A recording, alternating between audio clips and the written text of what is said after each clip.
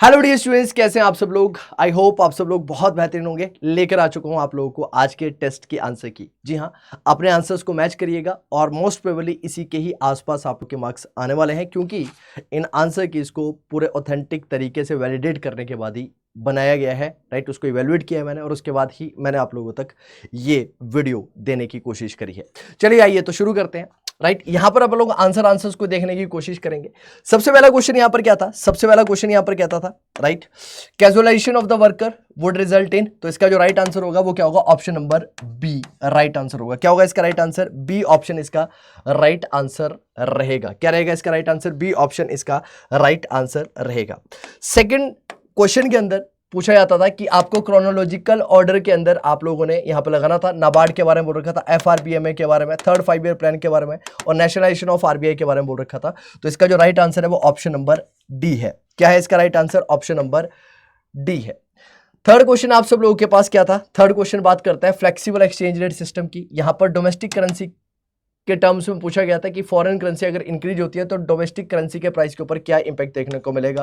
तो इसका right answer होगा एप्रिसिएशन ऑफ द करेंसी, यानी कि बी ऑप्शन इसका सही आंसर रहने वाला है। क्या रहेगा इसका राइट आंसर? बी ऑप्शन जो है वो इसका सही आंसर रहेगा। फोर्थ क्वेश्चन आप सब लोगों के पास में है। राइट, यहां पर क्या था? लिस्ट 1 को लिस्ट 2 के साथ में आप लोगों ने मैच करना था। तो लिस्ट 1 को जब आप लिस्ट 2 के साथ मैच करते हैं तो packed exchange rate system, right, packed exchange rate system को क्या बोला जाता है? फिक्स्ड एक्सचेंज रेट सिस्टम के नाम से जाना जाता है ना। और मैनेज फ्लोटिंग को अपन लोग क्या बोलते हैं? डर्टी फ्लोटिंग के नाम से जानते हैं।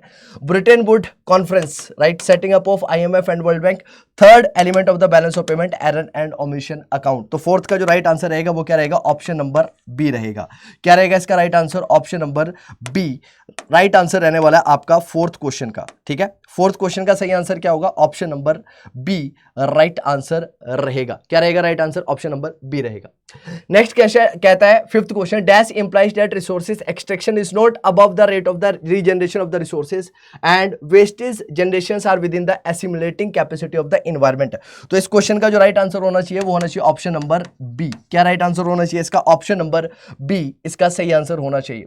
नेक्स्ट क्वेश्चन आप सब लोगों के सामने क्या है? गवर्नमेंट ऑफ इंडिया लेकर आती है राइट टू एजुकेशन एक्ट 2019 के अंदर, जो कि कंपलसरी एजुकेशन के बारे में बात करता है। कितनी एज के बच्चों के बीच में?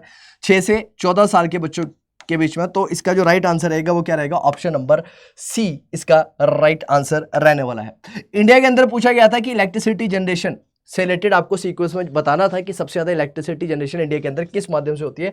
तो सबसे पहले होता है थर्मल, फिर आता है हाइड्रो, फिर आता है रिन्यूएबल एनर्जी और फोर्थ आता है न्यूक्लियर एनर्जी, जो कि ऑप्शन नंबर डी है। क्या है? ऑप्शन नंबर डी इसका राइट आंसर होगा। अगला क्वेश्चन आप सब लोगों के सामने क्या है? आपसे पूछा जाता है कि कंपटीशन एक्ट कब आया था, फेमा कब आया था, फेरा कब आया था। राइट, तो आप सब लोगों ने इसको क्या करना था? बताना था और सीक्वेंस के अंदर लगाना था। सीक्वेंस के अंदर जैसे ही आप लोग इसे मैच करते हैं तो आपको पता चलता है कि ऑप्शन नंबर सी इसका राइट आंसर होने वाला है, यानी कि सी जो रहेगा इस क्वेश्चन का सही आंसर रहेगा। अगर आप लोगों ने सी आंसर मार्क किया है तो आपका बिल्कुल आंसर सही है, नहीं किया तो गलत आंसर है। नेक्स्ट क्वेश्चन आप सब लोगों के पास है 9th question, great leap forward campaign के बारे में पूछने लग रहा है। राइट, कौन सा है? थर्ड ऑप्शन इसका राइट आंसर है। 1958 के अंदर आपको जीएलएफ देखने को मिलता है। ग्रेट लीप फॉरवर्ड आपको कब देखने को मिलता है? 1958 के अंदर। नेक्स्ट अगेन आप लोगों को क्या करना था? मैच द फॉलोइंग के तौर पर इसको क्या करना था? मैच करना था। और मैच द फॉलोइंग की अगर मैं बात करता हूं यहां पर, तो इस क्वेश्चन के अंदर आपका जो राइट आंसर रहने वाला था वो ऑप्शन नंबर बी रहने वाला था। क्या रहने वाला था? ऑप्शन नंबर बी इसका राइट आंसर रहेगा। सेकेंड फेज किसका? ग्रीन रेवोल्यूशन का सेकेंड फेज कब देखा जाता है? तो सेकेंड फेज देखा जाता है मिड ऑफ 1970 से लेकर 1980 तक, यानी कि बी ऑप्शन सही है। फर्स्ट फेज आता है मिड 1960 से लेकर मिड 1970 के अंदर। ये सुबह वाली क्लास जो हुई थी उसके अंदर भी ये क्वेश्चन मैंने आप लोग को करवाया था। अगर आप लोगों ने वो क्लास देखी होगी तो आप लोग को डेफिनेटली इसकी हेल्प मिली होगी। नेक्स्ट क्वेश्चन आप सब लोगों के पास है कि सर ग्रोथ रेट जो है पाकिस्तान के अंदर इंप्रूव हुआ क्यों? तो इसका राइट आंसर होना चाहिए sustainable export of manufacture goods जो था इसका सही आंसर होना चाहिए, यानी कि सी ऑप्शन जो है इसका सही आंसर होना चाहिए।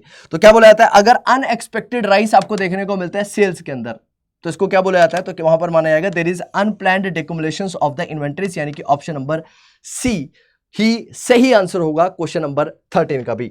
अब 14 क्वेश्चन देख लेते हैं, और 14 क्वेश्चन क्या कहता है, ड्यूरिंग फेस्टिव सीजन के अंदर जो करेंसी डिपॉजिट रेट है वो क्या होता है, करेंसी डिपॉजिट रेट कम होता है, डिक्रीज होता है, क्योंकि लोग ज्यादा से ज्यादा पैसा क्या करते हैं, खर्च करने की कोशिश करते हैं, सेव करने की कोशिश कम करते हैं, राइट। नेक्स्ट क्वेश्चन आप सब लोगों के पास क्या है, यूरोपियन मॉनेटरी यूनियन जो है वो कब आती है, तो यहां पर ये सारे के सारे ऑप्शन गलत है, इसका राइट आंसर है 1992 के अंदर।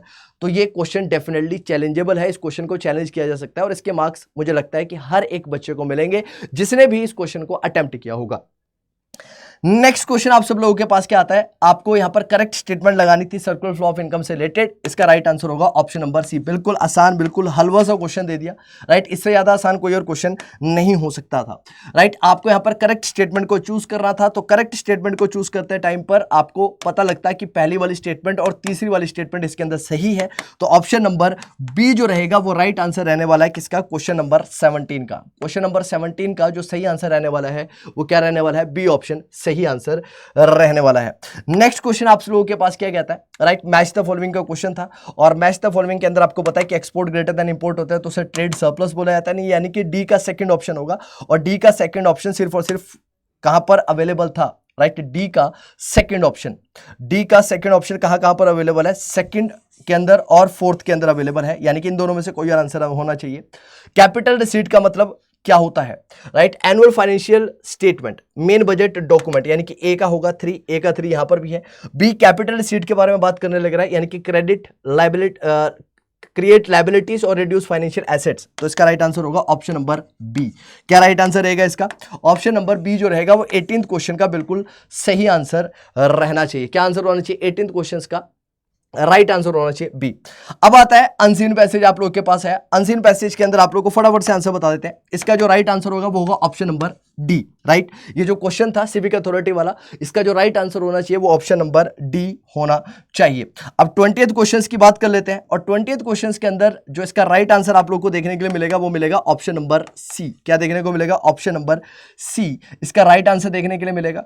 21st क्वेश्चन के अंदर, कौन से क्वेश्चन के अंदर, 21st क्वेश्चन के अंदर जो राइट आंसर रहेगा, वाटर बॉडीज के अंदर किसको इंक्लूडिंग ग्राउंड वाटर जो है वो सफर कर रहे हैं, क्यों, because of the chemical contaminations and increased demand for the irrigation, यानी कि ऑप्शन नंबर बी इसका राइट आंसर रहेगा। क्या रहेगा इस क्वेश्चन का right answer, option number B जो है वो इस क्वेश्चन का सही आंसर, सही उत्तर जो है वो रहने वाला है। 22वां क्वेश्चन क्या कहता है कि कुछ पार्ट ऑफ द कंट्री के अंदर कैटल जो है उसको मेंटेन किया जाता है, क्यों, राइट। तो इसका जो राइट आंसर है that is option number B, produce करने के लिए डंग, जिसको जो कि इंपॉर्टेंट है, राइट, किसके लिए, फर्टिलाइजर्स के लिए और सॉइल्स की फर्टिलिटी को और कंडीशंस को बढ़ाने के लिए। नेक्स्ट क्वेश्चन आता है कि what should be the suitable title, यानी कि इस पूरे के पूरे पैसेज को आपको सूटेबल टाइटल देना था, तो ज्यादा बेहतर टाइटल इसके अंदर रहता बायो कंपोस्टिंग, यानी कि ऑप्शन नंबर ए इसके अंदर राइट आंसर रहता, अगर आप सब लोग आंसर देने की कोशिश करते इस क्वेश्चन को। नेक्स्ट क्वेश्चन आप सब लोगों के सामने क्या है, नेक्स्ट क्वेश्चन आप सब लोगों के सामने 24th question, right.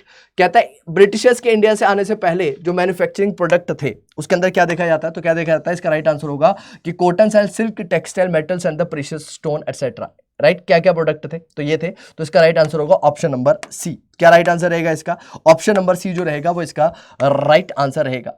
Next question आपके पास रहता है कि what kind of interest was the colonial government, right, तो that was to provide protection and promotion of the economic interest of their home country, यानी कि ऑप्शन नंबर डी। तो जिस भी बच्चे ने इसका आंसर ऑप्शन नंबर डी किया है, बहुत ही आसान सा आंसर पैसेज, और ये पैसेज कहां से, आपके पहले चैप्टर से, इंडियन इकोनॉमिक डेवलपमेंट के। नेक्स्ट आपसे पूछा जाता है, राइट, इंडिया से नेशनल इनकम और पर कैपिटल इनकम को कैसे एस्टिमेट किया जाता था, किन किन इकोनॉमिक्स ने प्रयास किया, तो Dadabhai Naoroji, William Digby, Finlay Shirras, VK Rao and RC Desai, option number B इसका जो राइट आंसर होगा वो क्या होगा, ऑप्शन नंबर बी जो रहेगा वो इसका राइट आंसर रहेगा। Then we have the 28th question, है ना। उसके बाद हमारे पास क्या आता है, ये वाला क्वेश्चन हो गया हमारा 27th question, what was the countries growth of aggregate real output in the first half, तो इसका जो राइट आंसर है वो क्या है, ऑप्शन नंबर डी है। क्या है इसका right answer, option number D. 27th का राइट आंसर क्या रहेगा, ऑप्शन नंबर डी रहेगा। 28th का राइट आंसर क्या रहेगा, इस पैसेज के अकॉर्डिंग कौन सी चीजें बिल्कुल सही है इंडस्ट्रीज को लेकर, तो इसका जो राइट आंसर रहेगा वो क्या रहेगा मेरे बच्चों, इसका राइट आंसर रहेगा ऑप्शन नंबर सी। जिस भी बच्चे ने ऑप्शन नंबर सी मैच किया है उसका आंसर क्या है, बिल्कुल सही है। 29th क्वेश्चन राइट क्या कहता है, फ्रीली एक्सचेंज के बारे में बात करता है, तो इसका जो राइट आंसर होगा वो क्या होगा, ऑप्शन नंबर ए। कहां पर होता है ऐसा, मार्केट इकोनॉमी के अंदर अपन लोगों को ऐसा देखने के लिए मिलता है। Then we have the 30th question. उसके बाद क्या आता है हमारे पास, 30वें नंबर का क्वेश्चन आता है, और 30वें नंबर का क्वेश्चन जो है वो अपन लोगों से क्या कहता है, राइट। और 30th नंबर का क्वेश्चन जो है वो किससे रिलेटेड है, माइक्रो इकोनॉमिक्स से रिलेटेड है। जैसे कि मैंने आपको बताया था कि माइक्रो से आप 3 से 4 क्वेश्चन एक्सपेक्ट कर सकते हैं और उसी रेंज के अंदर क्वेश्चन देखने को मिले। ज्यादा क्वेश्चन मैंने आप लोग को बोला था कि इंडियन इकोनॉमिक डेवलपमेंट से आएंगे, और वैसा ही हुआ, इंडियन इकोनॉमिक डेवलपमेंट से आए, और पूरे साल भर आप लोग के लिए जो मेहनत करी वो मेहनत लास्ट में काम लाई, रंग लाई। उस चीज से मैं बहुत ज्यादा प्रभावित हूं, उस चीज से मैं बहुत ज्यादा खुश हूं। 30वें क्वेश्चन का जो राइट आंसर है वो क्या होगा, ऑप्शन नंबर बी होगा। 30th क्वेश्चन का जो राइट आंसर होगा वो क्या होगा, ऑप्शन नंबर बी होगा। 31st क्वेश्चन के अंदर आपको क्या करना था, मैच द फॉलोइंग करना था। तो मैच द फॉलोइंग का जो राइट आंसर होने वाला है वो क्या रहने वाला है, ऑप्शन नंबर बी जो है वो इसके अंदर राइट आंसर रहने वाला है। देन उसके बाद हमारे पास आता है 32nd क्वेश्चन। 32nd क्वेश्चन के अंदर पूछता है कि डिमांड कर्व जो है हर जगह पर इलास्टिसिटी और डिमांड जो है वो कितनी 1 है, इसको क्या बोला जाता है, तो इसको रेक्टेंगुलर हाइपरबोला बोला जाता है। ऑप्शन नंबर सी जो रहेगा वो इसका राइट आंसर रहेगा। क्या रहेगा, ऑप्शन नंबर सी इसका राइट आंसर रहेगा। कंज्यूमर बिहेवियर के अकॉर्डिंग अगर P1 X1 plus P2 X2 less than equals to M है, इसको क्या बोला जाता है, बजटरी कांस्टेंट बोला जाता है। क्या बोला जाता है इसे, बजटरी कांस्टेंट बोला जाता है। इसलिए इसका जो राइट आंसर है वो क्या है, ऑप्शन नंबर सी है। क्या है इसका right answer, option number C है। 34th क्वेश्चन की अगर मैं बात करता हूं तो इसके अंदर सिर्फ और सिर्फ फोर्थ वाला पॉइंट जो है वो गलत है, क्योंकि ये मनी का सेकेंडरी फंक्शन है, यानी कि एबीसी इसका राइट आंसर होगा। और एबीसी राइट आंसर होने का मतलब है कि इसका सही उत्तर रहेगा ऑप्शन नंबर बी। क्या राइट आंसर रहेगा, ऑप्शन नंबर बी इसका बिल्कुल सही आंसर रहेगा। आपको यहां पर क्या करना था, रीअरेंज करना था। क्या करना था आप लोगों को यहां पर, रीअरेंज करना था। और रीअरेंज जब आप लोग इसे करते तो रीअरेंज करके आपका राइट आंसर आता ऑप्शन नंबर ए। क्या राइट आंसर आता, ऑप्शन नंबर ए इसका बिल्कुल सही आंसर आप लोग को देखने के लिए मिलता। अगर कोई भी गवर्नमेंट नहीं है तो फॉरेन ट्रेड कैसा होगा, तो G is equal to T is equal to M is equal to X, यानी कि इज इक्वल टू 0, यानी कि option number C. Option number C जो रहेगा वो क्या रहेगा, इसका राइट आंसर रहेगा। क्या रहेगा, राइट आंसर रहेगा। जीडीपी डिफ्लेटर का क्वेश्चन था, nominal GDP divided by real GDP 1.1 आता, यानी कि option number B. Option number B again इसका राइट आंसर होता। करेक्ट स्टेटमेंट आप लोगों से पूछी गई थी, है ना, किससे रिलेटेड थी, स्टॉक कॉन्सेप्ट से रिलेटेड थी, फ्लो कॉन्सेप्ट से रिलेटेड थी, है ना। आप लोगों से पूछने लग रहा है कि स्टॉक कॉन्सेप्ट फ्लो कॉन्सेप्ट जो है वो बेसिकली क्या बात करता है। अपन लोगों ने काफी ज्यादा डिटेल में इसको पढ़ा है कि स्टॉक कॉन्सेप्ट क्या है, फ्लो कॉन्सेप्ट क्या है। तो अपन लोग अगर 38th क्वेश्चंस की बात करते हैं तो 38th का जो राइट आंसर रहने वाला है वो क्या रहने वाला है, 38th का राइट आंसर रहेगा ऑप्शन नंबर सी। क्या आंसर रहेगा इसका, ऑप्शन नंबर सी इसका बिल्कुल सही आंसर रहेगा। 39th क्वेश्चंस की अगर मैं बात करता हूं तो 39 के अंदर जो राइट आंसर रहेगा वो रहेगा बेटा इफेक्टिव डिमांड। क्या रहेगा, इफेक्टिव डिमांड, यानी कि ऑप्शन नंबर सी आप लोगों का इसका राइट आंसर रहने वाला है। क्या रहने वाला है, ऑप्शन नंबर सी इसका राइट आंसर रहने वाला है। अगला पूछता है नॉमिनल इंटरेस्ट रेट अगर आप लोग को कैलकुलेट करना है तो नॉमिनल इंटरेस्ट रेट कैसे निकलेगा, real interest rate multiplied by inflation rate, यानी कि ए ऑप्शन जो है इसका सही उत्तर रहेगा, राइट आंसर रहेगा। एमपीएस की वैल्यू आपको दे रखी है और बोलता है कि इंक्रीज कर जाती है 0.4 से 0.5, तो आपका मल्टीप्लायर के ऊपर क्या इंपैक्ट पड़ता है, तो आपका जो साइज ऑफ मल्टीप्लायर है वो डिक्रीज करेगा, यानी कि option number D. Option number D जो रहेगा वो इसका राइट आंसर रहेगा। क्या रहेगा इसका right answer, option number D रहेगा। पैराडॉक्स ऑफ थ्रिफ्ट से क्वेश्चन है और पैराडॉक्स ऑफ थ्रिफ्ट का जो कॉन्सेप्ट है वो आपकी मैक्रो इकोनॉमिक्स के एनसीईआरटी के अंदर दिया गया है और इसका जो राइट आंसर रहेगा वो रहेगा ऑप्शन नंबर डी। क्या रहेगा इसका right answer, option number D रहेगा। 43rd क्वेश्चन का राइट आंसर रहना चाहिए एक्चुअली हैपेंड, है ना, जो एक्चुअली हो गया उसको क्या बोला जाता है, एक्स पोस्ट बोला जाता है, इसलिए इसका राइट आंसर क्या रहेगा, बी ऑप्शन रहेगा। क्या रहेगा इसका राइट आंसर, बी ऑप्शन जो है इसका राइट आंसर रहने वाला है। देन उसके बाद हमारे पास क्या आता है, उसके बाद आता है 44th क्वेश्चन। कौन सा क्वेश्चन आता है बेटा, 44th क्वेश्चन आता है। क्या बोलता है, अगर इन्वेस्टमेंट मल्टीप्लायर की वैल्यू आपको दे रखी है, इनकम 800 करोड़ से बढ़ जाती है तो उसके इसके अंदर आपको इन्वेस्टमेंट निकालनी थी, तो इसका जो राइट आंसर आएगा वो 160 करोड़ आएगा, यानी कि डी ऑप्शन जो है वो इसका राइट आंसर रहने वाला है। दिए गए स्टेटमेंट से रिलेटेड कौन सी स्टेटमेंट जो है वो यहां पर सही है, तो आपको जब आप इनको एनालाइज करोगे तो आपको पता चलेगा पहली स्टेटमेंट सही है, चौथी स्टेटमेंट सही है और पांचवी स्टेटमेंट सही है। एडीई यानी कि option number 4, option number D जो है वो इसका राइट आंसर रहेगा। क्या रहेगा, ऑप्शन नंबर डी जो है वो इसका राइट आंसर जो है वो रहने वाला है। क्या रहने वाला है, ऑप्शन नंबर डी इसका राइट आंसर रहने वाला है। देन आपके पास आता है 46th क्वेश्चन और 46th क्वेश्चन का जो राइट आंसर है वो राइट आंसर है आपका ऑप्शन नंबर बी। क्या है, ऑप्शन नंबर बी जो है वो आप लोगों का राइट आंसर है इसके अंदर। देन आपके पास आता है 47th क्वेश्चन, राइट, कौन सा फंक्शन नहीं है सेंट्रल बैंक का, तो ये है it accept deposits and gives loan, क्योंकि किसका फंक्शन है, कॉमर्शियल बैंक का, तो इसलिए इसका जो राइट आंसर रहेगा वो क्या रहेगा, ऑप्शन नंबर सी रहेगा। देन उसके बाद हमारे पास क्या आता है, आर्टिकल 112 किससे डील करता है, तो यूनियन बजट से डील करता है, इसलिए ऑप्शन नंबर सी इसका राइट आंसर होगा। क्या राइट आंसर होगा इसका, ऑप्शन नंबर सी इसका राइट आंसर होगा। राइट कौन से ऐसे एलिमेंट है जिसकी वजह से लायबिलिटी क्रिएट होती है और एसेट जो है डिक्रीज होते हैं, तो उसको अपन लोग क्या बोलते हैं, तो उसको बोलते हैं अपन लोग कैपिटल रिसीट। क्या बोलते हैं, कैपिटल रिसीट बोलते हैं, इसीलिए ए इसका राइट आंसर रहेगा। लास्ट क्वेश्चन आप सब लोगों के पास था, 50th क्वेश्चन आप लोगों के पास था, और 50th क्वेश्चन आप लोगों से क्या कहता है कि आपको यहां पर एलिमेंट्स को क्या करना था, क्रोनोलॉजिकल ऑर्डर्स के अंदर क्या करना था, लगाना था। और जब आप इनको लगाते तो आपका इसका जो सही उत्तर आता वो आता क्या, ऑप्शन नंबर बी। क्या ऑप्शन आता, ऑप्शन नंबर बी जो है वो आपका आंसर आता। तो जल्दी से फटाफट से अपने क्या करिए, आंसर्स को इवैल्यूएट करिए और कमेंट बॉक्स में जरूर बताना कि कितने बच्चों के 200 में से 200 आने लग रहे हैं और कितने बच्चों ने मेरे साथ मिलकर प्रिपरेशन करी थी अपनी सीयूटी की। और आशा करता हूं कि आप सब लोगों का एग्जाम बहुत बेहतरीन गया होगा, जैसा एक्सपेक्टेड था पेपर बिल्कुल वैसा ही आया। तो मिलते हैं आप लोगों से अगली वीडियो में, तब तक के लिए मैं प्रिंस ठाकुर आप सबसे कहता हूं जय हिंद।